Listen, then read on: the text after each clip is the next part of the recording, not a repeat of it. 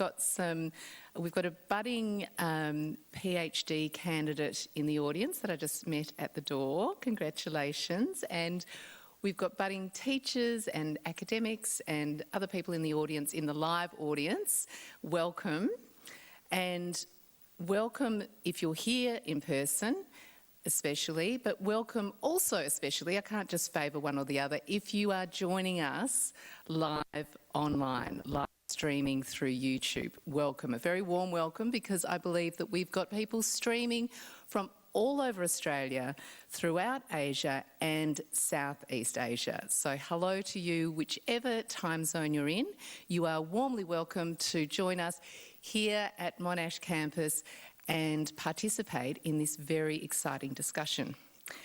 So, for the 2022 Dean's Lecture Special, the topic is, as you may well know because you registered for this event, teacher education for schools, or otherwise maybe it's a surprise, teacher education for the schools we need, where to now.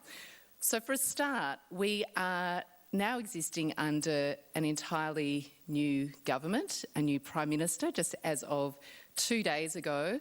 So there's this feeling that I've been garnering just through, my friendship groups and in the community in such a short time, that we are finally, in many people's minds, stepping into the 21st century.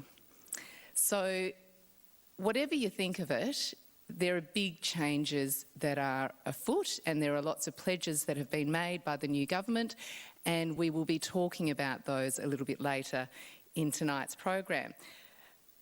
I should say that it's really exciting to be bringing you this hybrid event because obviously we've all come through 2 years of a pandemic, and remote streamed events have been the norm up until now. So now we're kind of moving into new territory, and we're able to welcome you in person, which is fantastic, but also online, which is fantastic too. So I would like to acknowledge first in our proceedings the lands on which I speak today, and recognise that sovereignty was never ceded. I would like to specifically acknowledge that the Wurundjeri and Boon Wurrung people, communities of the Kulin Nation, are the ongoing custodians of the land on which Monash University now stands. We pay our respects through our research, teaching and learning to the Wurundjeri and Boon Wurrung elders and their past, present and future communities. And I'd also like to add that it's Sorry Day in 2 days, on the 26th of May, and then the day after that is the anniversary of the referendum, and then that marks the beginning of National Reconciliation Week, and that's a time where we can reflect and learn more about the cultures of our First Nations people. Now, we're going to dive into the discussion soon, but I have to do a bit of housekeeping, as we always need to do at these sorts of events, and I really want to encourage all of you here live in the audience to participate by asking questions live, which you can do now. And if you are at home or in the office watching us remotely and streaming this program, then I encourage you to participate too. So there are a number of ways that you can participate online and you can participate in person. So streamers, you can discuss and input questions if you're logged into YouTube. And we sent you those instructions on a previous email. So if you're not quite sure how to log in and go through the link or the QR code, then please have a look at that email, and that will give you some instructions. You can all get involved here in person and at home online, or in the office, wherever you are. It could be on a train or a bus. You can all get involved using Slido polling by following the QR code and the link as well. You'll be able to see the first question now. So if you are on your device, and it's interesting because I'll know that you're not being rude by being on your device and just, answering text messages and emails. If you're on your device and you are on the actual correct page that you're meant to be on, then you'll see that the first question has popped up, which is, where are you watching from, or where are you joining us from? So you can answer that question right away. Now, you'll be able to input your own questions about 15 minutes before we come to question time, and you'll be prompted on your device to do that. And so you'll know when you can put the questions in towards the end of our discussion. And you can also, another reason that I won't think that you're rude in the live audience if you get onto your devices, you can also go on social media, but only if you are going to tweet and hashtag research in action and hashtag education and tag at Monash Education. And if you are streaming this, you can do that too. And I won't be able to see you whether you're on your device, but I'll assume that you are because you're watching this. So that's a little, yeah, that's a bit contradictory, isn't it? Okay, so that's the housekeeping done. Thank you very much for bearing with me. Now, just a very short introduction of myself, and that is, my name's Mimi Kwa, and I've been a television newsreader for 20 years on Channel 9 and the ABC, and for a lot of that time I was reading news to 40 countries on the ABC's international service, and had the great pleasure of live crossing to Zoe Daniel, who is now a parliamentarian, so that's very exciting for her and for her constituents who voted for her. And I've worked in news for a long time. I'm now an author with HarperCollins and, of course, do lots of events like this, and I love having discussions about different issues and within different industries. So I started out wanting to be a teacher. When I was a little girl, I wanted to be a teacher, and I lined up all of my dolls and gave them exams and marked their results, which of course I had actually made myself. I actually put in the answers. And I then developed a new dream, which was to be on television, and so I pursued that dream. But I was thinking about it today, and TV and the journalism that I've done is a type of teaching, and it is sort of harnessing storytelling, and it is communication. And so I really think that, you know, teaching and the journalism and the communication that I've done aren't really worlds apart. And my mum was a teacher as well, and so I really have a deep appreciation for your industry and for what you do. And I know that for most of you, teaching is a vocation, meaning that you're born for it, and it's something that you just do because you feel a pull and you feel called to do that and to contribute in the way that you do. And I cannot think of any one industry that is as integral to the fabric of community, society and humanity as your profession is. And, you educate doctors and lawyers and writers and future teachers who will then step into your shoes and walk in your footsteps and go on to do it all over again, but they're never really doing it all over again because education changes and the way that we educate educators change. See what I just did there? Segueing into the topic. And that's why we are here today, to talk about the goals and ambitions, vision and practical solutions that we need to ensure teacher education meets the criteria to create the schools we need, and that the schools we need support the influx of teachers who are trained to do this. So this is a huge topic. I've got 4 children, so I have a very real and current interaction with education in schools. And although I'm a little bit qualified to talk about schools, I think that somebody even more qualified to speak on this topic, and everybody on the panel is more qualified than me to speak on the topic, but I'm going to hand over now to our Dean of Monash Education, Professor Viv Ellis, who is an expert in teacher education and around the world in teacher education policy. Viv, over to you. Okay. Thank you very much. Thank you, Mimi. And what I would say is when we planned this event, we knew that it was going to be, the occasion was the election. And what we wanted to do was we wanted to have a big, bold, non-defensive conversation about how we prepare teachers for the kinds of schools that we would like to see in this country and on these lands. And that's a slightly different conversation that it's been able to have, and it is able to have, people have been able to have in countries around the world where sometimes people, particularly by parties on the political right, get positioned into very defensive stances. And so what the conversation then tends to be about is how can we keep things as they are? And how can we carry on doing what we're doing under threat? But we never wanted to have that conversation. We wanted to do something very different and to say, in a very non-defensive way, how can we improve things?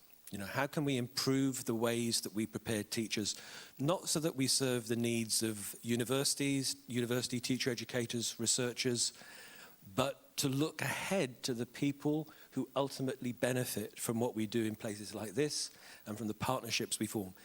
Ultimately, society, prior to that, students, families, their communities, the schools in which those students are learning, and then the big question for us is what kinds of schools for what kind of society, and how should teacher education support those kinds of endeavours? So if we'd been sitting here tonight and the outcome of the general election had been different, I think there might be a different mood in the room and the tone might be a bit different. But with the outcome being what it really is an occasion for a very optimistic, a very hopeful and a very open discussion in which we accept criticism, that we want to hear from a full range of people who are part of our system or benefit from the system or should benefit more from the system. And what I would say in closing my opening bit here is when we were planning this was my dream panel and they are all here. This is an absolutely outstanding panel. And on that note, I'll hand back to Mimi. Thank you, Viv. Round of applause. Well, I will introduce Viv's angels, the rest of the panel here. And first, to my left and to the left of Viv, is Professor Mari Brennan, Stellenbosch University, South Africa. Mari is a highly respected, long-standing educator and researcher. She started her career as a technical school teacher. She has spent 20 years, I had 10 years, and she crossed that out and wrote 20 because that is the accurate number of years in the Department of Education in Victoria, and has an in-depth historical knowledge of education policy and close links with school. Welcome, Mari. Thanks, Amy. Next, we have Laureate Professor Jennifer Gore, University of Newcastle, internationally renowned for her expertise in quality teaching and developing approaches to make this attractive to politicians. That is a really, coveted sort of skill to have. And congratulations go out to Melita Hogarth, who is the newly anointed Associate Professor. And this just happened yesterday, so congratulations. Yay. Melita is an Aboriginal woman who is the Assistant Dean Indigenous at the Melbourne Graduate School of Education. She's an expert in curriculum and teacher education and is very passionate about Indigenous knowledges and cultures in curriculum and the preparation of Indigenous teachers. Welcome. Thank you, Melita. Now, Pitsa Binion is Monash Principal of McKinnon Secondary College, and I should know this because I know people who have moved into McKinnon just to get into your school.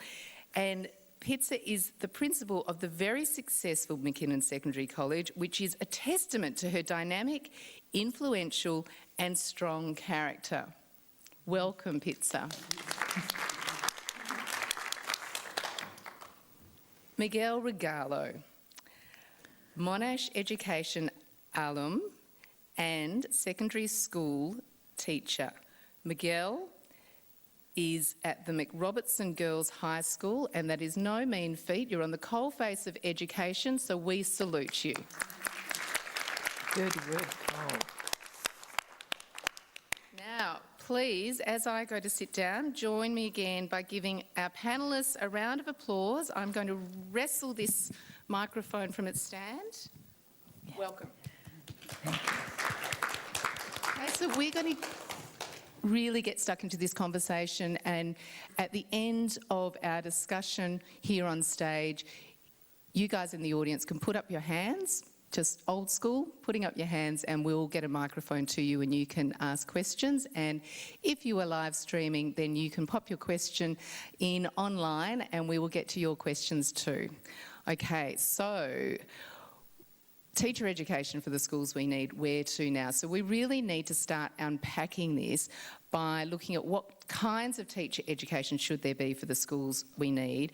But first of all, I really want to, put to you, Pitzer, what sort of schools do we need? Because we can't really talk about the types of teacher education that we need until we know what sort of schools we need. So maybe you can give a bit of a summary of the broad brushstroke of what sort of schools we have and what sort of schools we need. Thank you, Mimi. Schools are varied. You know, every community is different, and you know, the students that you cater for differ remarkably from one suburb to the next. So I think we need to be open-minded. One size does not fit all, and we can't have a school that's similar you know, to another necessarily. However, there are some fundamentals that must be consistent in every school. And the core part of it really is about making a difference to the community you serve. So in order for that to happen appropriately, it's about moving kids along their learning journey, making sure you get to know them. Community, schools have played a pivotal role, and I think through the COVID experience, it taught us how disconnected people become and how disenfranchised very quickly. And schools have been absolutely pivotal to bringing the community together. They have helped to communicate policy and calm and deal with very disturbing situations. I think that what we need to see is that schools continue to be vibrant within their community, that their community have a strong sense of belonging and a sense of pride to belonging. You know, there's some schools that are in areas that are very disenfranchised and they have no facilities that are appropriate for the 21st century. There's no technology. You saw that disparity through COVID, and I think it taught us an incredible amount in terms of, you know, we pivoted, as they say, very quickly. But we had years and years of investment in the infrastructure to enable that to happen. That often comes from the community. Correct. But every kid had a device, and so we could leave the school within a few hours, get professional learning happening, and people moved online. Some schools had to still photocopy paper to give to their communities because they didn't have those things. So I think if we want to see schools continue to thrive and deliver for their communities, then we need to make sure that they are well equipped to do it. So that's a resourcing issue. And Miguel, thank you, Pitzer. Miguel, I wonder whether you could talk to maybe the diversity side of things, the cultural side of things, the educational programming side of things, in terms of what do you think schools need to be? Thank you for the question, Mimi. I think I'm well placed to respond to that question because, unlike a community-based school, the McRobertson Girls High School, one of the 4 select entry schools in Victoria, has students from all across Melbourne, from diverse backgrounds, families, socioeconomic status, obviously coming into our school to grow in terms of their abilities. And so I think one of the things that really contrasts with schools as centres of learning are schools as centres for moral and civic growth. I think our students in the 21st century need to develop the skills of what it means to be a good member of the community and to display characteristics of good citizenship. If they have opportunities to practice reading, calculating, pouring chemicals into a beaker, they have to have practice being good citizens at school. And what that means is collaborating with one another, taking up service learning opportunities within their local community, and finding ways to enact change that they can make as young people. So it's important to empower that within schools. Thank you so much, Miguel.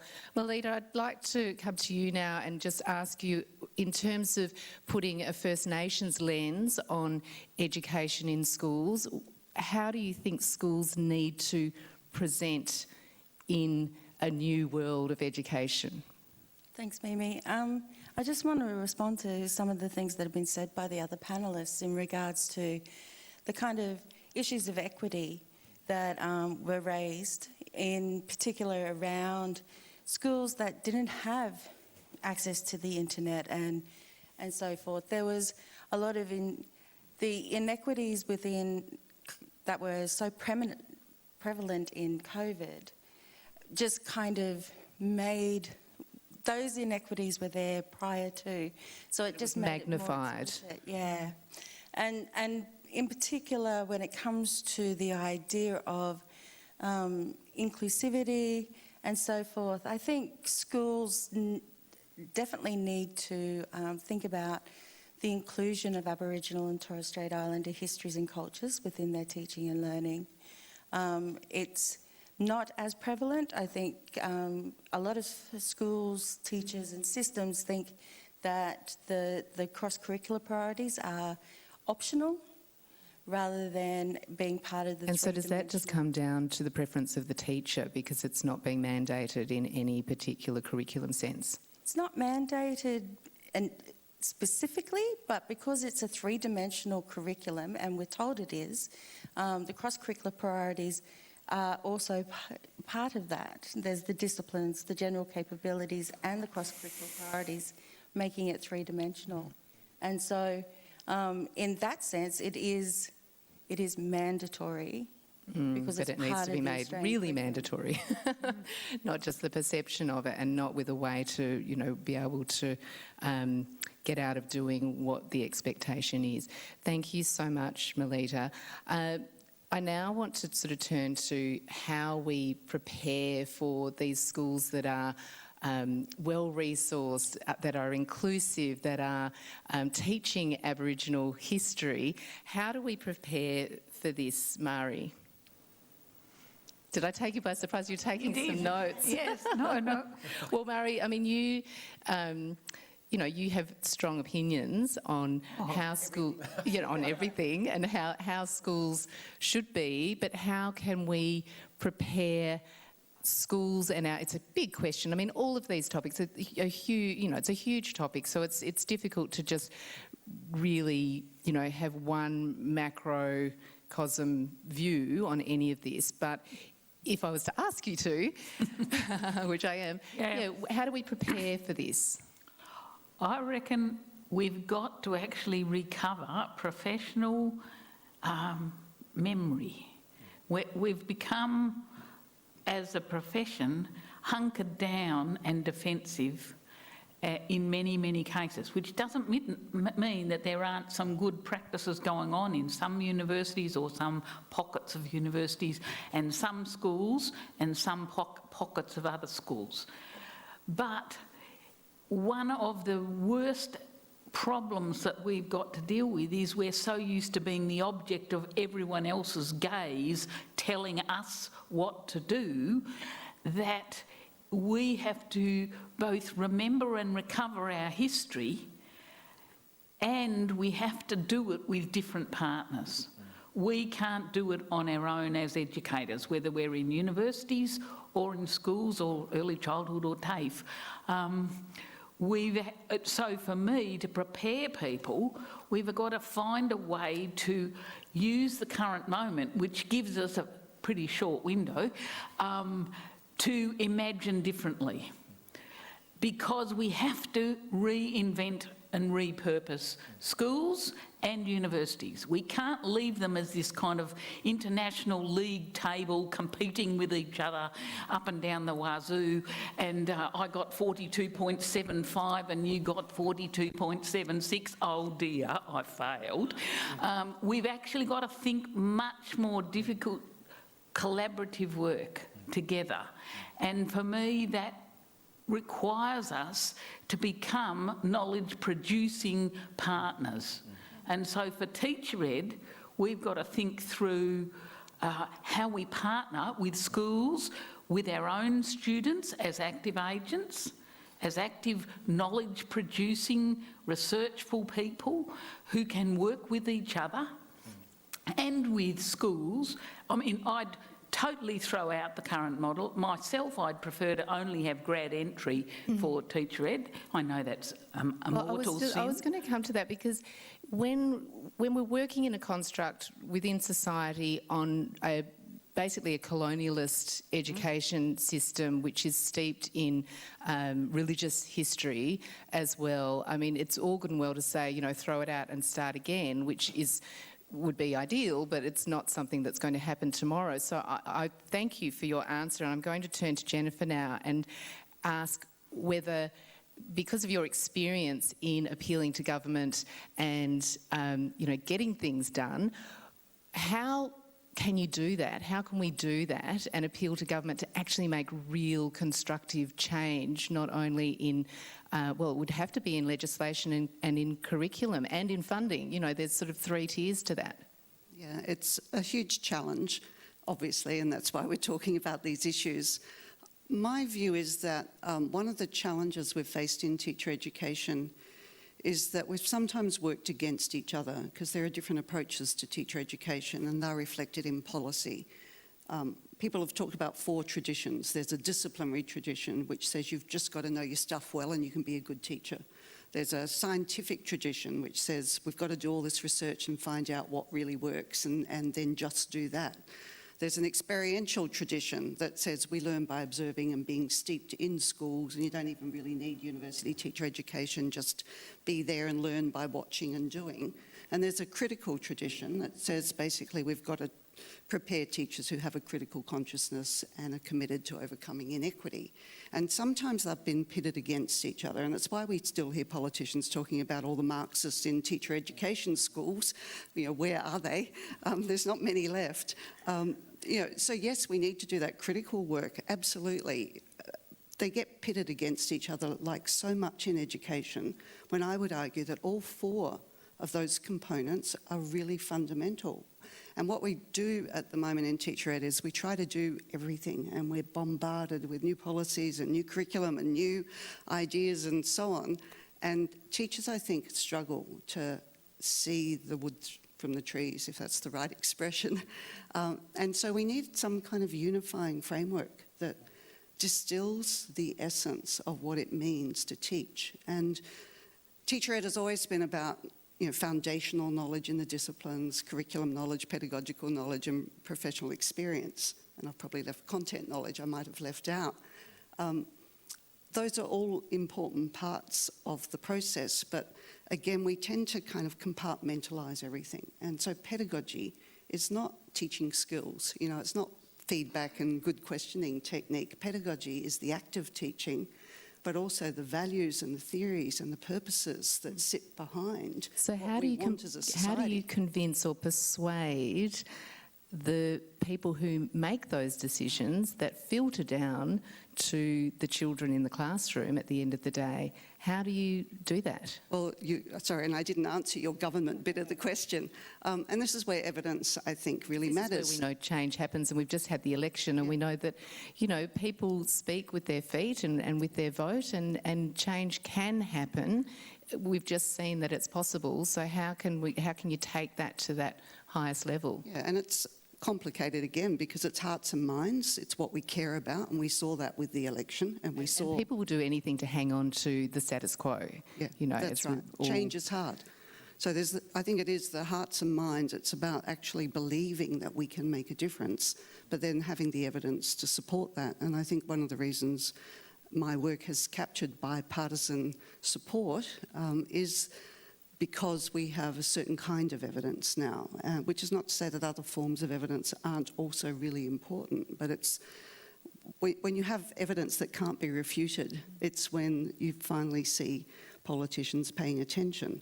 Having said that, some of the most powerful moments I've had with politicians and other leading stakeholders have been when I've told stories. Anecdotal. They sit forward, you know, and it's the story that actually ultimately grabs them. So it's all of that and more, and I'm sorry to say, in my experience, it's just taken a really long time. I've been in teacher ed for 40 years, and, you know, I finally arrived at a point where something really powerful is happening. So hopefully we can accelerate that. And Viv, to speak to, you know, everything that we've just been talking about, how do we galvanise an industry where it is perceived as being factional, just like in politics, and where it is under the stress of the expectation of the community and the government, and you know, it's teachers are fish in the fishbowl, just keep on swimming, just do what we need to do. How can you try to support breaking that cycle from an academic university tertiary level?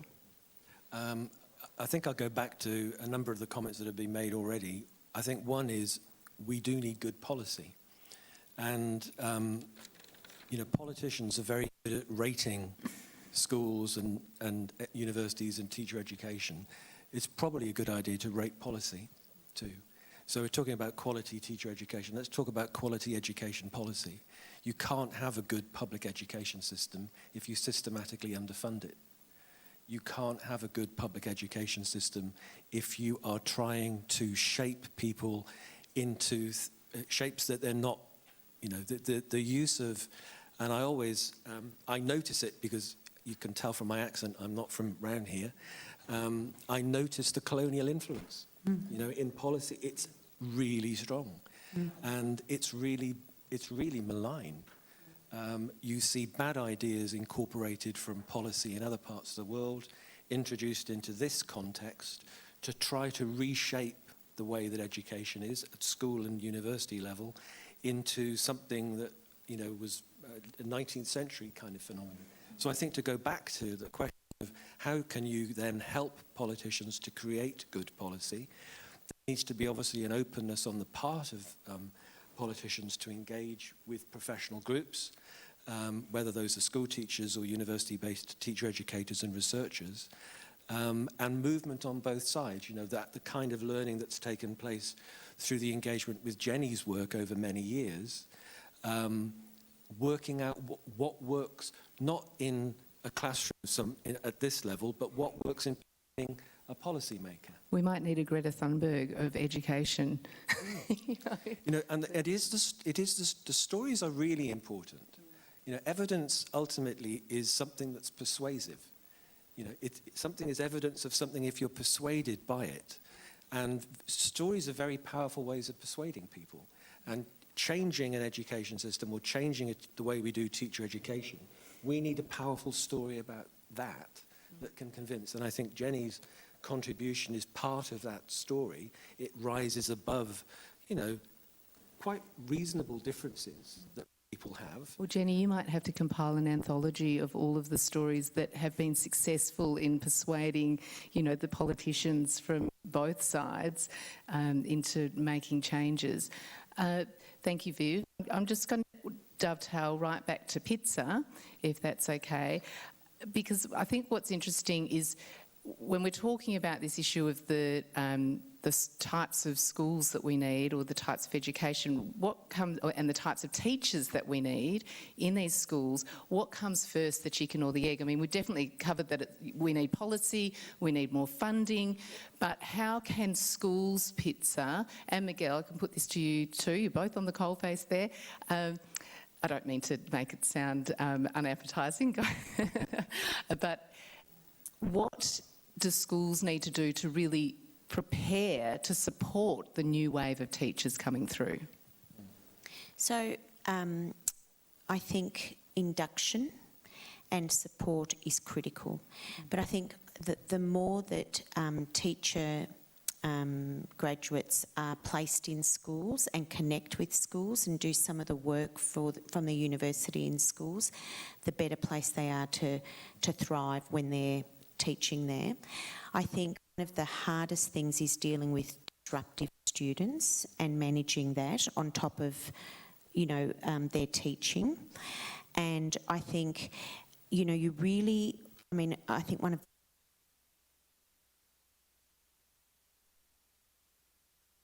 department working for public schools, and this is my 7th school.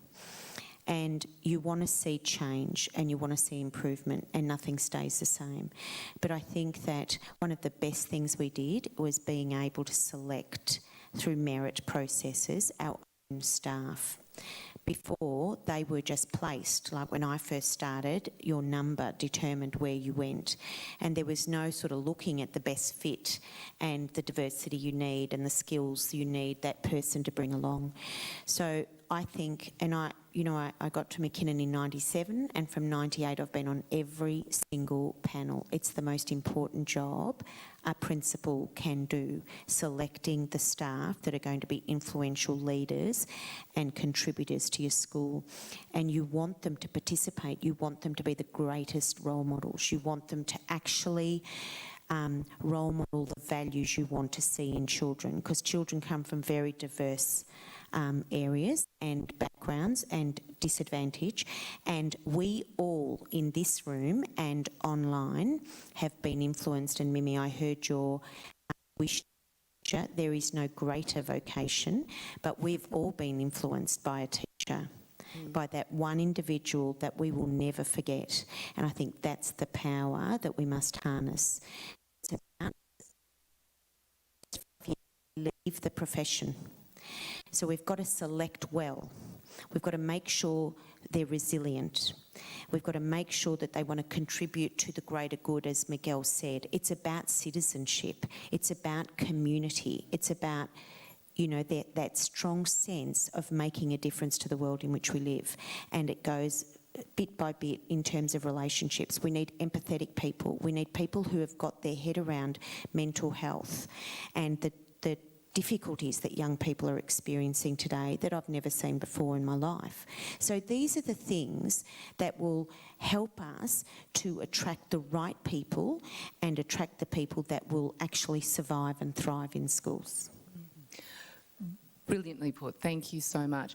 Miguel, if you can add to that, obviously, you know, we're talking about the need for schools to really be able to support the new staff coming in the new wave by selecting well.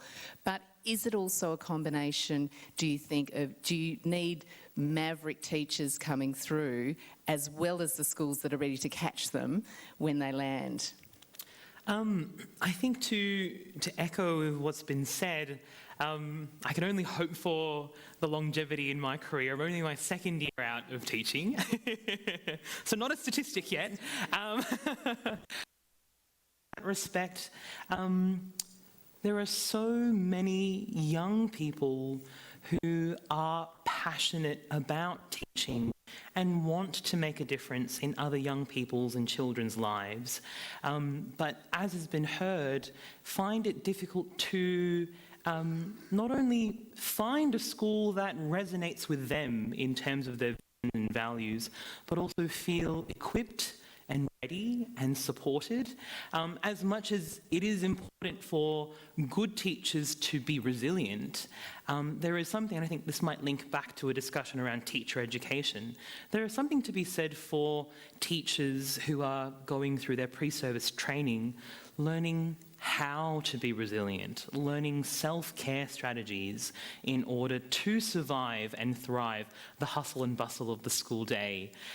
So with schools who are open and accepting and ready to take really maverick, I had a professor here at Monash who taught me in my final year, she said some gun grads who were ready to enact new pedagogies, learn and be humble about the curriculum, but to really scaffold and support them in the same way that we would scaffold and support the students who need it most. Thank you so much. And that's such an optimistic viewpoint, which is fantastic. And I just wonder, is everybody on the panel feeling optimistic now, just days after the federal election results? Melita? Hi. Not as optimistic as I believe my fellow panellists are, in that, you know, we haven't had an Indigenous education policy since 2018. The National Aboriginal and Torres Strait Islander Education Strategy finished in 2018. It hasn't been replaced. So we've been waiting now for 4 years for any kind of response in regards to Indigenous education policy. Obviously, there was the Mbanjwa Declaration, but that's a more holistic education policy. It's not specifically about Indigenous education, and what I found when I did a critical analysis of it was that there was no changes whatsoever in the policy from the Melbourne Declaration. So there hasn't been any innovation in the ways that we're looking to approach, and because there's now been this stalemate for the last 4 years, any momentum that we got from the two Indigenous focused policies before then has now kind of pitted away, and we're having to start all over again. So optimistic in hoping that there will be a more focused approach on Aboriginal and Torres Strait Islander histories and cultures, particularly with the incoming government supporting the Uluru Statement of the Heart, but kind of not wanting to hedge my bets on how quickly this will happen. Okay, so quietly optimistic, not that optimistic, and a little bit cynical about the process, but you're hanging in there. Always cynical. Always. So, Jennifer, any optimism from you? I mean, we've got the Labor Party spending $440 million on ventilation and building upgrades, which isn't necessarily education, but it is education because it's resourcing, isn't it? So not to be sniffed at. The Schools Upgrade Fund, which on average each school will be $20,000 better off this year, but in our discussion before we came on the show, you know, $20,000 goes in an instant, doesn't it? It doesn't pay for much. And then, probably even more importantly, well, not more importantly, but as importantly, $481 million for 20,000 extra university places over the next 2 years. Jennifer, is that cause for optimism? It's something, but it's not enough. It's interesting that, you know, it always comes back to resources, and we can do much better, our governments can do much better in the distribution of funds, and I think that's a given. One of the things that's been really interesting in our research is because of the data we had, we were able to look at the impact of COVID on student learning. And we've just done an analysis, not yet published, that shows that student learning's been okay in the first year of the pandemic and the second year of the pandemic. In the first year, kids in disadvantaged schools were a couple of months behind in maths achievement in year 3, but otherwise they were okay from our analysis. In the second year of the pandemic, kids in disadvantaged schools are 3 months ahead in maths and 2 months ahead in reading compared with kids in 2019. How is that possible? Partly, you know, the New South Wales government has put $780 million into tutoring schemes and a whole lot of other initiatives and resources designed to support teachers, leaders and students and families. And, you know, this, I mean, I'm sort of wondering if the pandemic has been a catalyst for finally investing in greater equity in a way that we absolutely need to hang on to. And again, that's the kind of evidence that hopefully we can take to the new government and say, look what can happen when you actually put the resources into schools in a way that can make a difference. And so there is optimism, I think, for that. In terms of the recruitment of additional teachers, I mean, we have such shortage problems at the moment. It is really just scratching at the surface. But I think also the idea that it's high-achieving students necessarily who have to come into teaching, we have weak evidence about school performance translating into great performance as a teacher. And my starting point is that all teachers are capable of great teaching with the right resources and the right forms of support. Mari? Yeah, I know you've got a lot to say. You've been taking notes the whole time. I always take notes, keeps me alive. I even keep them for a couple of years too.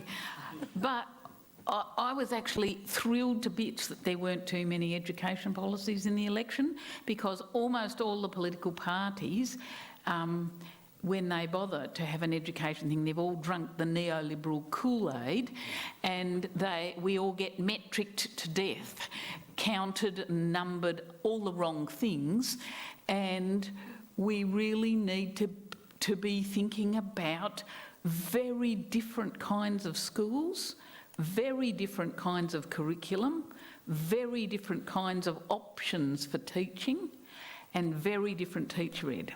Have you put together some of the modelling for those very different kind of schools, the very different options? And I think- I mean, not that we have time to go through it now, No, but I'm we just don't. interested with, you know, because you've got to start somewhere. So it's Yeah. one thing to say, let's just dismantle it all and start again, but you really have to have some solutions. Yeah, Vanessa Machado de Oliveira, who's a Brazilian Indigenous woman who's currently working out of University of British Columbia, has this wonderful term called hospicing modernity, by which she means putting all the major institutions into palliative care. We can't get rid of them as they are, and there are things we can learn from them. And we've got to grab the really fantastic things that are going on, but we've got to make space for innovation. And the worst aspect of education policy in the last 25 years or so has been standardisation, not just of tests, but what counts as a good teacher, what looks like quiet classrooms, what counts as X, Y or Z. And if we don't interrupt standardisation, we've got to have good policy, totally agree, but it's got to be informed from the ground up as well. And we haven't had the sort of like the umbrellas that give people in schools and school communities and kids the capacity to release their imagination in action. And we've got to actually find a bit of space for all of those people to be agents and make mistakes, because that's what needs to happen. You won't learn anything if you don't make a mistake. So we've got to find some ways to push the boundaries of what counts as school, early childhood, teacher ed, even a university, in really important ways. And I think we've got some good places to start, but we've got to give that space and time for people to work together to invent the new practices. Each of the kind of schools and school communities there. See, Viv, the problem with having your in a short amount of time to discuss this, I could do a one-on-one interview with each and every one of you, and we could get more than an hour out of that for sure. But speaking to this idea of, you know, changing schools up and how I suppose I just want to turn it to you, Viv, and how you're educating teachers to become great teachers. There's something called the double empathy theory, and it's around the idea of sort of debunking the colonialist construct of different and bad. And so in terms of neurodiverse students, or in terms of diverse students, that is perceived, it teach teachers difference be perceived as just difference, to be embraced and to be understood, rather than something that if you're mainstream, then and I know that this, you know, before that it's not really a controversial topic, but it's difficult because we have teachers who understandably can sit on one side of the fence or the other as to whether they want neurodiversity, disability in the classroom, all sorts of, you know, differences. Obviously, you would never go so far as to not have cultural diversity, but how do you, from the top down, how do you teach that? So I'm watching one of my colleagues flash a 1 minute to go sign, so I'm going to be very brief. What I would like to say just before we finish relates to that, but picks up again on what colleagues have said. I am optimistic, but it's that, who was it, Gramsci? Optimism of the intellect. Pessimism of the will. Of the will. It's the other way around. Oh, the other way around. Yeah, I am optimistic. I think it's the intellect that's pessimism of the intellect. Yeah. Optimism of the will. Because I think what we can do now is that if we look for a kind of enabling policy framework that allows us to engage in innovation, that for me is a really important thing. And one of the things that I'm really optimistic and passionate about is thinking about how we work with schools differently. And one of the ways in which we can do that is to directly address the teacher shortage issue by thinking about how do we get more teachers that are great teachers in schools, and we won't do that by shortening the length of the course and giving them intensive preparation on a really highly accelerated model. What we need to do is to address the fact that people need to be supported financially whilst they learn to teach really, really well. And one of the ways we can do that is by getting them into schools and establishing things like residency models, which we have one here that we're piloting at Monash, and that is well established in the United States. And what that does is it bases those prospective teachers in schools, in classrooms, and the communities around the schools to learn more right up close about the kinds of populations that the schools are dealing with, the children in the classrooms, and they have an academic preparation that is tailored around that kind of engagement. Now, for me, paying prospective teachers to effectively contribute to the improvement of schools, if you want to use that language, whilst they're learning to teach, is a really powerful way of thinking about how we engage with schools differently, how we prepare teachers differently, and we don't just look at the shortage of teachers that's facing us and go for crash courses to get people into classrooms really quickly. And because curriculum and culture are so separate and yet so intertwined, aren't they? And so getting those great teachers, they need to basically bring positivity, inclusion and all of the great things that you've all mentioned into the culture of a school to teach that curriculum, which really is just words in black and white on a piece of paper, but it's the personality and the culture and the resolve to really be a great teacher that's going to make the difference to what that curriculum is. Now, we've run out of time for the actual panel discussion per se, but we are taking questions. So I would love to hear from you here in the audience. If you've got any questions, please raise your hand, don't be shy. And if there are any questions that are coming from our live streamers or in the audience, if you've texted through the questions, I am just going to go from the question at the top, if I may, because I can't see any movement on the screen. Are we going to look at languages policy that only asks that you be VIT qualified, but not that you actually can teach language chosen by the school? For example, Japanese-speaking teacher who is teaching Auslan. Now, who can interpret and understand that question? No. Well, I've got all the educators here. No. Well, I'm part of a group called Viet Speak, which it emerged out of closing the only bilingual program in Vietnamese. I mean, we have an appalling lack of diversity among the teaching force. We actually have to seriously start asking about how many Indigenous teachers we've got. We don't have enough. How many from each of the... It's a matter of being able to students model themselves on teachers and what they see in society and in culture and in the world. And if you can't see it, you can't be it. And I think different languages have different world views. You know, Boonwurrung, as part of the one of the 5 language groups of the Kulin Nation, on whose land we are currently, has a very different view to the Anangu in the tri-state area of South Australia, Western Australia, Northern Territory, and very different again from the people in the Yolngu language areas. I'm going to go to another question now. Thank you, Mari, for that answer. This is quite a popular question by everybody in the audience. What are the challenges teacher education faces when finding placements for pre-service teachers, and why can't we increase the length of time they spend in schools? Would you like to answer that? Sure. I'd love them to be in schools more.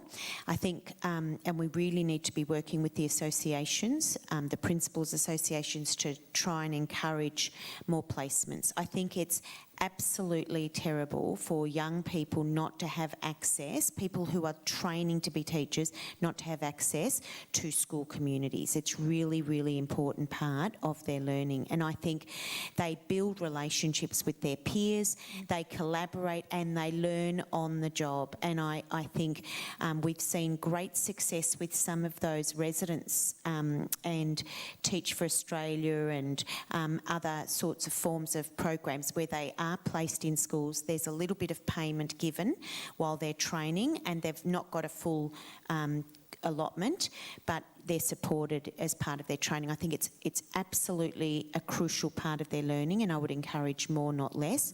And I know that some schools have been reluctant to take placement students because it's just too hard and what they have to go. But I feel it's part of our professional obligation, and we've been a very strong advocate, especially for Monash.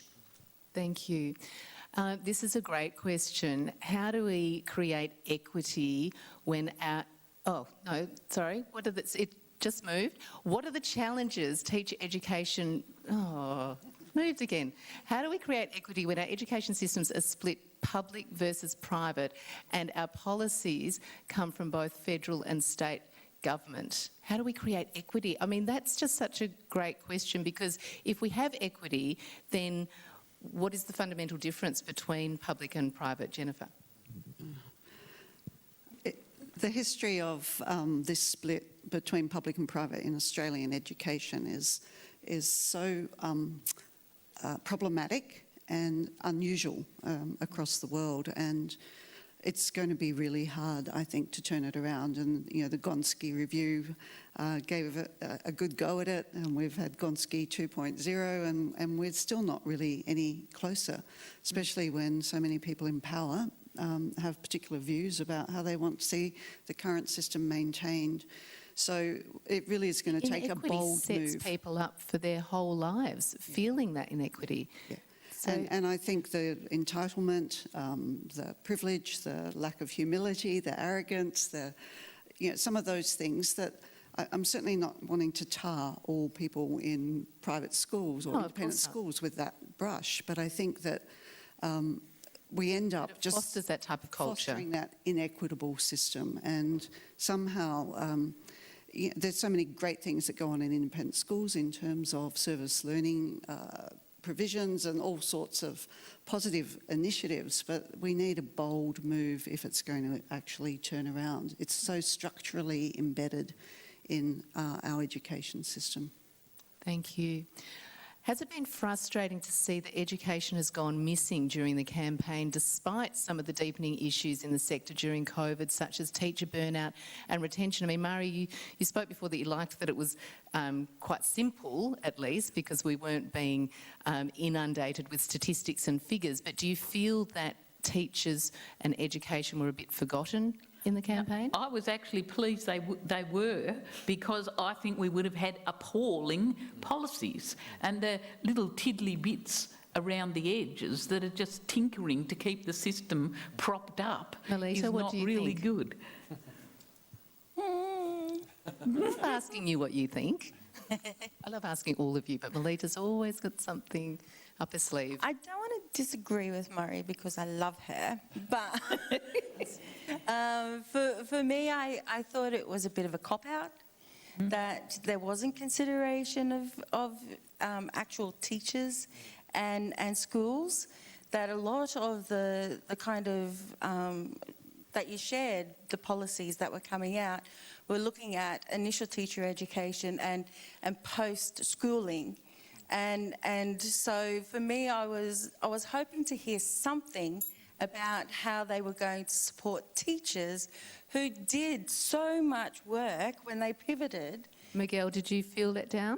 I think there is something to say on behalf of my colleagues who are out there at the coalface, it was delightful to see some ideas around initial teacher education and how to attract high-quality teachers into teaching courses. But it was quite abysmal not seeing how do we keep the good teachers who are already out there in the classrooms from leaving, and what the ramifications and consequences of that are for our system. Thank you. And we have a question in the audience. Thank you for such enlightening information. It's been a pleasure. Thank you for organising this. Question for Pizza. We were talking about pre-service teacher, supporting pre-service teachers. So how do you see the role of us as teacher educators, empowering our pre-service teachers, not only school partnerships, but community partnerships? So we do placements, so our pre-service teachers go into schools, get that solid experiential learning and all of that. But how about partnerships in informal community contexts? Crucial. I think all of those relationships and all of those partnerships add to the confidence and capability of the teacher, the trainee teacher. And I think the more you connect with your community, if you're coming in, like we have a number of students who are just as part of their degree, come in and do some chemistry work with senior chemistry kids, or come in and do a particular project from the universities.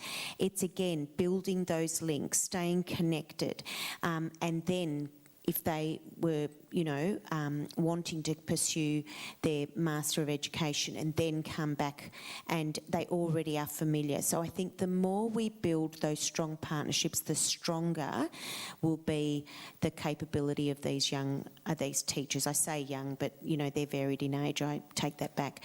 But I think it's about, we've had a number of people come back to teaching or come into teaching post other occupations now. We're seeing a number of people leaving engineering and coming into teaching, and they just, it's a world of its own. It's absolutely unbelievable to be a part of a school community. It really is.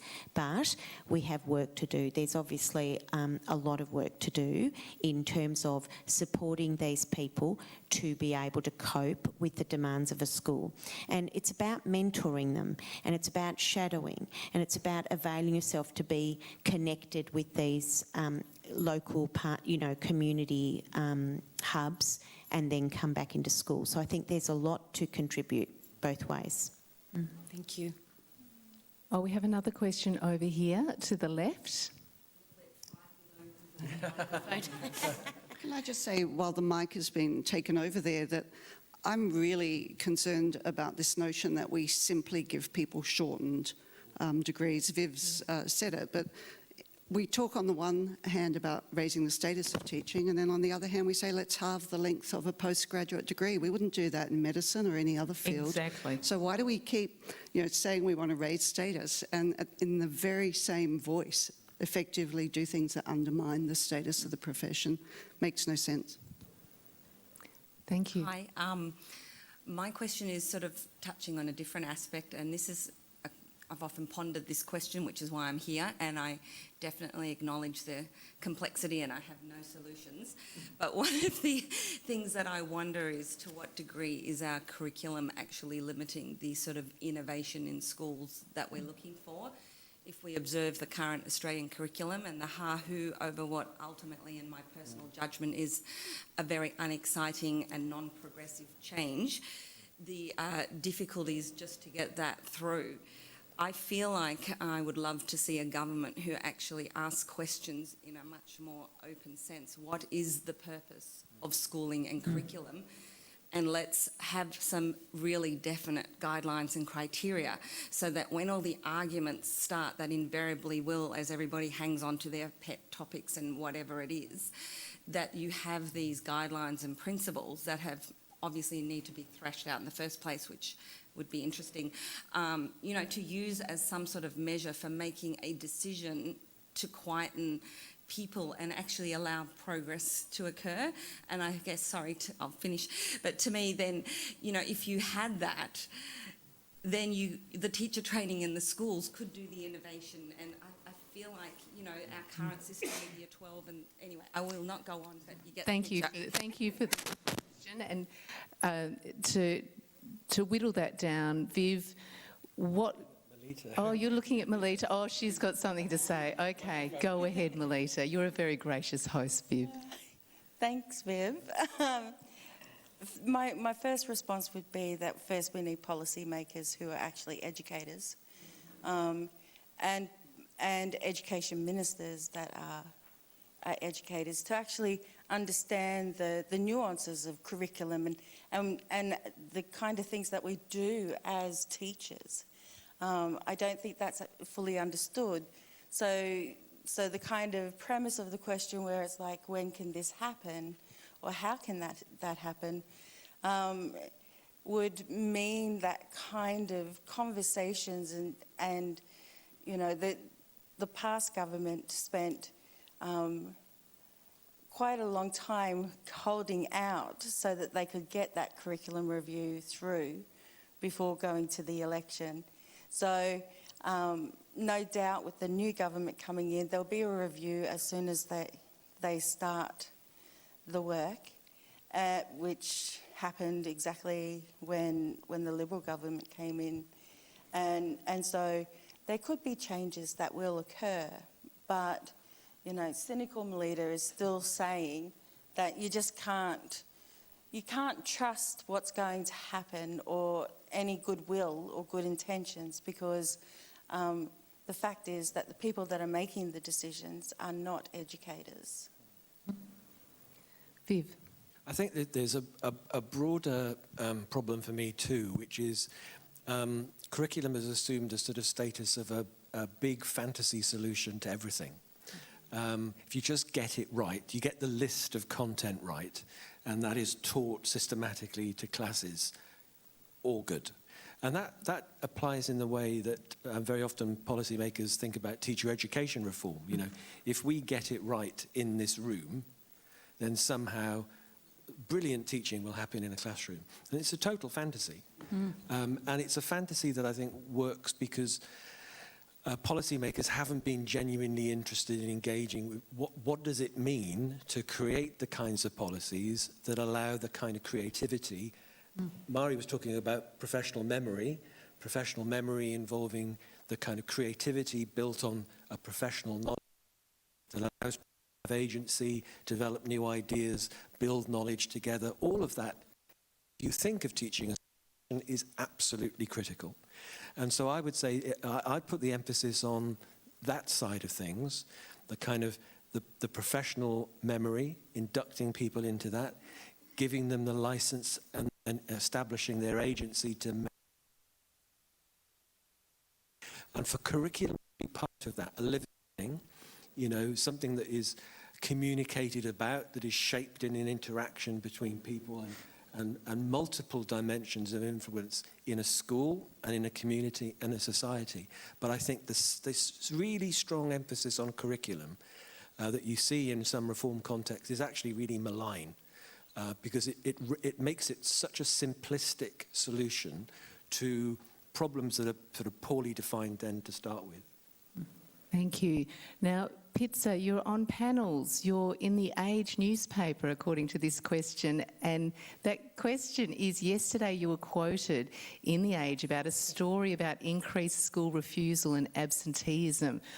What is the role of ITE in preparing teachers to handle mental health issues post-pandemic? I mean, this is a big question because teachers have for a long time been tasked with being the psychologist in the classroom, the nurse in the classroom, the social worker in the classroom. So what do you say to this question? I think that it's an expectation, I suppose, that you build relationships with students. And the more you can connect and reassure them and bring them along for the journey, the more likelihood that those kids will actually learn and want to participate. The mental health problem that we are seeing unravel has been coming for a long time, and schools have been blamed for everything for a long time. And I think COVID has just exacerbated it. And, you know, it was not really remote learning that caused it. There's been a demise of family. There's been a demise of connection. There's been a demise of that sense of belonging. And our young people are really going through some pretty bleak times. So I think for teacher training, it's actually to understand that all that you play. You can only learn it by travelling through, you know, you can't read it in a book. Through teacher education, sort of have, I can use an analogy, you've got kind of like the baby birds in the nest, and they go through that stage, and then when they move on post that to schools, they have a very broad range of different circumstances, and, you know, they'll have different levels of mentorship and stuff like that. So what opportunities do you think are there for enhanced connection? I'm sure there is connection, but between those who do that kind of like in the nest stuff, and then they flutter out like the magpies and go somewhere, and how do the magpies who are the schools and the teachers relate to those who are the teacher educators through their initial training? Is there an opportunity there for strengthened contact? Would that be a valuable thing? Who'd like to? I mean, the work that we've been doing on quality teaching rounds, which brings together people from across the school, different levels of experience, different subject areas, different grade levels, to do some intensive work together, we're finding that it really is building that strong connection and collegiality in schools. We've just done a study with casual teachers, who are some of the least well looked after when it comes to professional learning in our system, and yet on average apparently Australian children spend one whole year of their schooling with casual teachers when you add up you know, all of those bits and pieces, and probably even more with what we're experiencing right now. So I think there are forms of collaboration that can be established in schools that can support induction, can support collegiality, and can hopefully support retention, which has probably never been more critical than it is right now. Time for... On that one, I would say in terms of policy, policymakers have got to stop thinking about only initial teacher education. Yes. That's the preoccupation. It's just that bit. It doesn't get to professional development. It doesn't get to retention. It's not saying that universities need to be involved in that. Scotland has had a very good system of a chartered teacher where there is support and mentoring through post-qualification period to have a professional recognition through an independent professional body. Doesn't need to have a university qualification attached to it. But I think that kind of establishing the professional status of teachers, it's that end of the policy I'd like to see develop, not so much the people wanting teachers to have higher status and the expectation they sort of will if you say they will, but you can't change the economy and you can't change the culture within teachers, within which teachers are employed. So I'd much rather people think about improving the status of teachers by actually building up the professional infrastructure for teachers. And drawing on world's best practice, that just seems to make sense, doesn't it? We have time for 2 more questions. I'm just hoping that people at home don't think people are being electrocuted in the room when they hear that noise. Okay, great. First of all, thank you very much for the panel. It's very thought-provoking, and it's the first time in-person seminar I've attended at the faculty, and I'm currently a PhD candidate, so very grateful for that. My question is more practical, related to educational researchers who are doing, I think, teacher education for sorts of things. I'm wondering if our faculty and also other maybe higher education sectors have initiations or collaborations with schools and also policymakers to enable the space and time that educational researchers, for instance, we can get easier access to collaborate with school teachers, in-service teachers, in order to understand, the classroom level practices, in order to better produce that bottom-up knowledge, I reckon, which might help foster better policies in future. Because I'm an external researcher and I'm an international student. However, I want to do, for instance, my current research project is on digital divide. I would like to do more research in local context, yet I don't have that kind of connections. And you're talking about access and to Yeah. really enshrine that connection in process so that that happens at all schools, not just the schools like Pizzas that are willing. So would anybody like to speak to that about enshrine? Yes, please. I mean, that has been tried in small spaces, and wherever it's been tried, it has worked. But there hasn't been a systematic support for such approaches.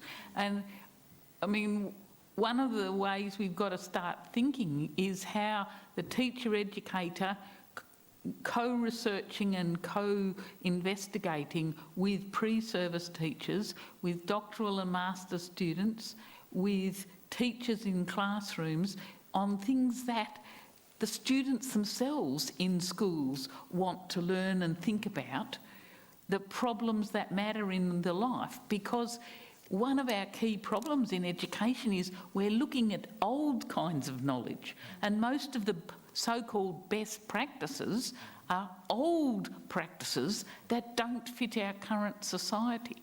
So we've got to use our research in a participatory and action-oriented way to help schools to address that, but in that process, teachers, pre-service teachers, community members and kids all together working with teacher educators.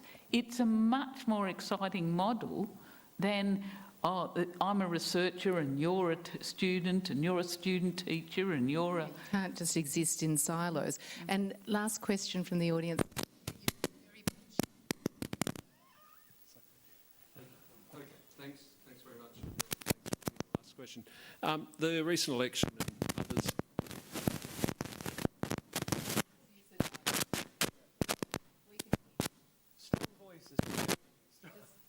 Give him this. Micro-political parties have been shown to be increasingly important in Australia. We have them for fishers, shooters, sex and drugs, but we don't seem to have any that are out there to try to undermine the segregation in the school sector between the independent schools and the public schools. And I wondered why that might be the case, and if someone wanted to vote for a party that was really trying to address that, who would they vote for? And if there's none there, what should we do about it?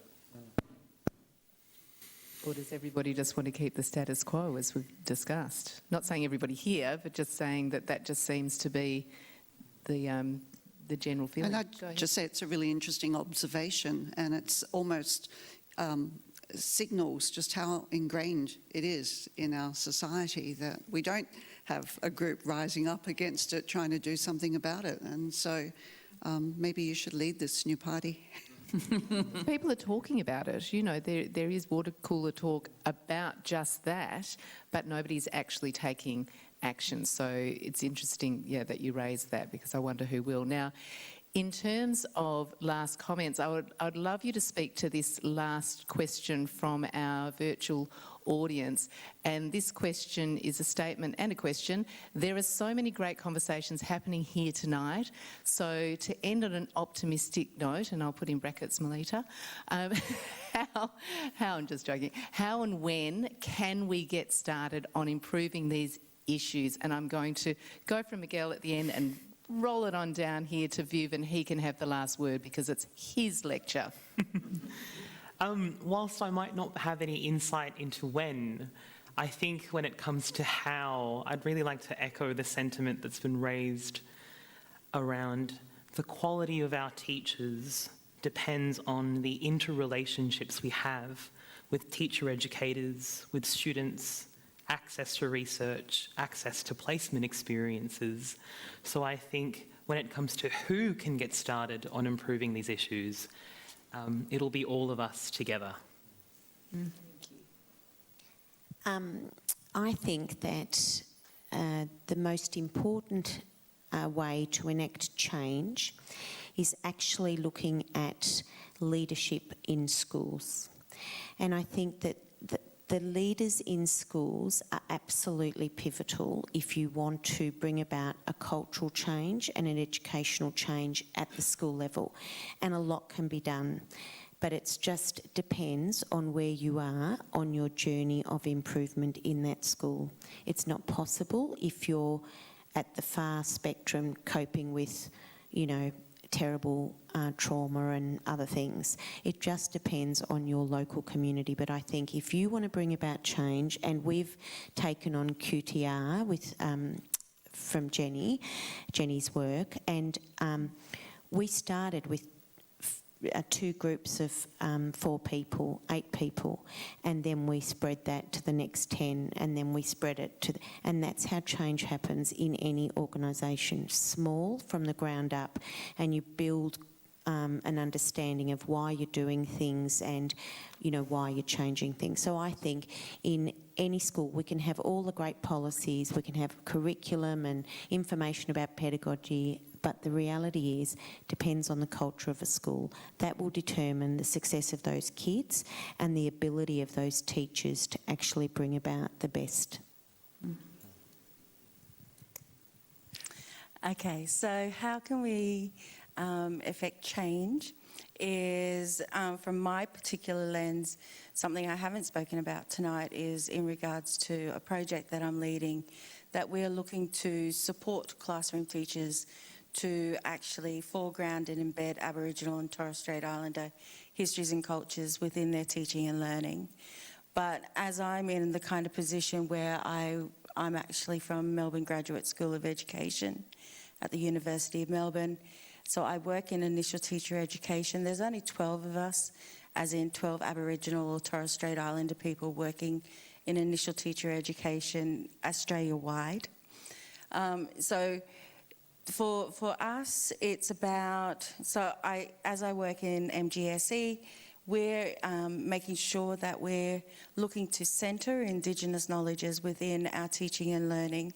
So we have a standalone subject as well as embedding the kind of work that Professor Marcia Langton led with the Aboriginal and Torres Strait Islander curricula project, into showing our initial teacher candidates how to actually embed and foreground resources and knowledge into their teaching and learning, so that when they go out into schools, they can actually become the teachers of teachers and illustrate just how easy this actually is, that it's not in addition to, but it's actually beneficial for all Australian students and teachers to understand and to see the achievements of Aboriginal and Torres Strait Islander peoples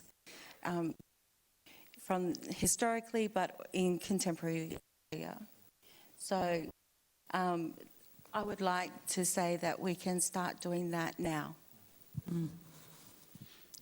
I agree we have to start now, and with many of the sentiments already expressed, I think we have to support teachers, because if teachers are not being adequately supported, none of the rest of it can happen. They can't support their students, they can't support our students out of teacher education programs.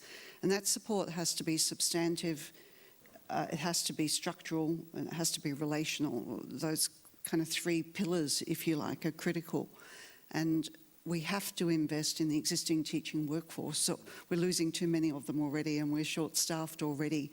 And so while initial teacher education is critical and the whole journey is important, we've got 500,000 thereabouts teachers working with children every day right now, and we need to start supporting them right now, and we need to stop jumping between shiny objects to find the next great thing. We have to stop thinking that everything we need is from overseas, because there's great stuff happening in Australian schools and Australian universities, and we just got to get on with it and invest in it and spend time, sustained time, seeing if we can really get things working well rather than jumping about.